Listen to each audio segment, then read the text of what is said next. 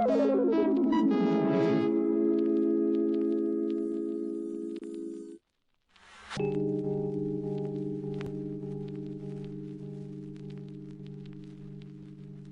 la vidéo Ça coule de source numéro 19, la traque de la fraude scientifique, diffusée le 4 juillet dernier par la Tronchambier, il est question à 1h46 de l'information suivante. Formation professionnelle et dérive. J'ai reçu un témoignage d'une personne qui a reçu une formation et je voudrais prendre le temps de vous en parler pour éventuellement susciter vos partages à vous, vos témoignages à vous en commentaire et l'intérêt de journalistes, peut-être chez l'Express, puisqu'ils font beaucoup de travaux là-dessus.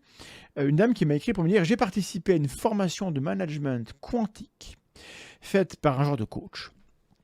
Et je suis mal à l'aise, car c'est une formation imposée par l'entreprise, avec une volonté exprimée par le DG de nous faire basculer. De même que le formateur souhaite nous reprogrammer en présentant la conscience de l'univers, des atomes conscients et intelligents, la mission de l'humain dans l'univers, grâce à la physique quantique, bien sûr. Donc elle me dit, à bas l'évolution, même s'il prétend citer Darwin ou Einstein, ou Étienne Klein, ou d'autres, c'est notre cerveau qui reprogramme l'ADN comme il peut commander à l'univers. Au programme également la loi de l'attraction, expliquée par des fausses neurosciences, de la fausse physique quantique et le universel, prétendument approuvé par des scientifiques, dont Einstein. Tout ça était très bien mené pour faire dériver doucement le sujet. La loi de l'attraction, au cas où vous l'ignorez, c'est cette loi qui dit que lorsqu'on désire quelque chose, on le fait se produire. Donc si vous, dans votre vie, il vous arrive que des merdes, eh ben c'est votre faute. Donc elle m'écrit, je me demande si à ce stade, c'est vraiment légal, et je me demande aussi, je n'ai pas la réponse, comment peut-on se protéger de ça et protéger les autres? Et donc, je vous demande à vous, quel conseil on peut donner à cette personne? Est-ce que vous avez vécu une situation équivalente? J'ai fait une interview avec Monsieur Genoux, son prénom c'était Didier je crois, sur le bullshit de l'entreprise. Ça, c'est extrêmement prégnant. Vous savez que il y a des zones dans lesquelles les gourous, les coachs, etc. ont du pouvoir. Et dans le monde de l'entreprise, quand le patron vous dit la formation elle est obligatoire et vous la suivez, et qu'on vous parle de ces choses-là, c'est embêtant. Donc voilà, je voulais partager ce témoignage.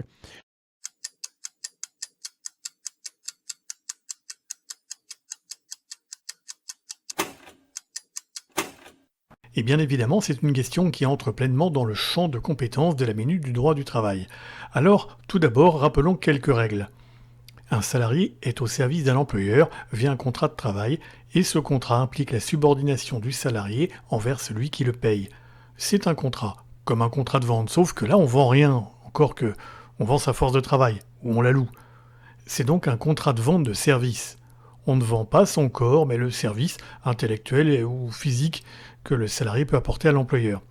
Le contrat doit être exécuté de bonne foi. L'employeur est tenu de garantir l'employabilité des salariés qu'il emploie. Il a donc la responsabilité de former son personnel. De même, tout salarié doit accepter de suivre une formation lorsque celle-ci ressort du domaine de l'emploi qu'il occupe ou qu'il occupera à l'avenir et pour participer au développement de compétences. En cas de refus, l'employeur pourra, à raison, licencier le salarié. Et tout salarié est en droit de refuser de suivre une formation qui ne concerne pas l'emploi qu'il occupe ou qu'il occupera à l'avenir. Si l'employeur menace de sanctions, voire même de licenciement et qu'il passe à l'acte, alors le salarié sanctionné ou licencié pourra faire appel à la justice qui, en principe, lui donnera raison. Quant au contenu de la formation, s'il s'avère qu'il est de nature non professionnelle, voire même à caractère sectaire, il convient d'alerter s'il y en a les représentants du personnel ainsi que l'inspection du travail, et même les associations locales de lutte contre les dérives sectaires. La justice a déjà jugé une affaire ressemblant quelque peu à celle présentée dans la vidéo. 9 salariés avaient été licenciés pour s'être rebuffés suite à une formation que la justice a qualifiée de sectaire. Ils ont perdu leur emploi mais gardé leur dignité et obtenu une indemnisation devant le juge du travail. Ce genre de situation avec un patron abusif,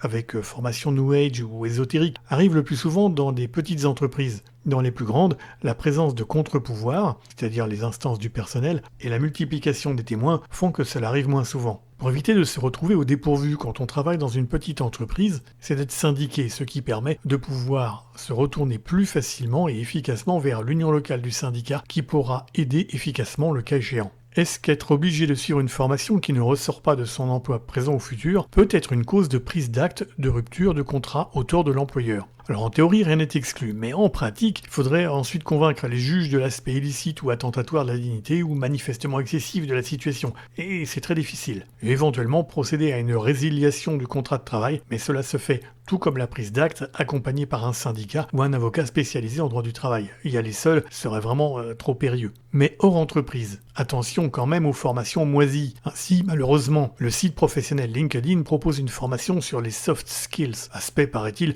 apprécié des employeurs et des managers. Mais cette formation, que l'on peut faire valider par le compte professionnel de formation, contient une thématique portant sur la naturopathie, qui est une pseudoscience. Alors, prudence. Un guide pratique des prud'hommes vient de sortir.